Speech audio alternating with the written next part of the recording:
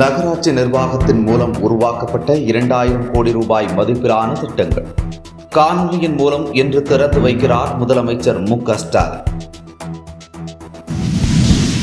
ஒவ்வொரு முறையும் இயற்கை பேரிடர் வரும்போதெல்லாம் முல்லைப் பெரியாறு அணையின் பாதுகாப்பு குறித்து கேரள மாநில அரசியல் கட்சிகள் வேண்டுமென்றே வதந்திகளை பரப்புகின்றன.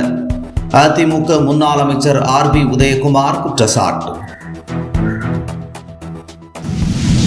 கர்நாடக அணைகளில் இருந்து திறக்கப்படும் உபரி நீரின் அளவு அதிகரிப்பு.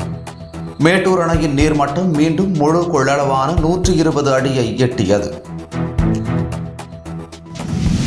வறுமை நீங்கி விவசாயம் செழிக்க சபரிமலை ஐயப்பன் ஆலயத்தில் இன்று ஆடி மாத நிறை புத்தரிசி பூஜை.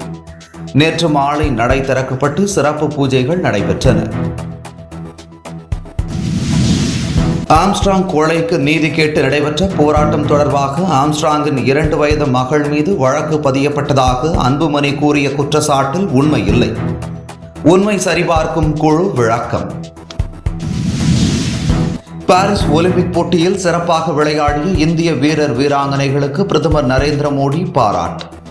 இனி வரும் போட்டிகளிலும் சிறப்பாக திறமையை வெளிப்படுத்த வாழ்த்தி எக்ஸ் தளத்தில் பதிவு. அமெரிக்க தேர்தலில் குழப்பம் ஏற்படுத்த ஈரான் முயற்சிக்கிறது. குடியரசுக் கட்சியின் அதிபர் வேட்பாளரும் முன்னாள் அதிபருமான ட்ரம்ப் குற்றச்சாட்டு.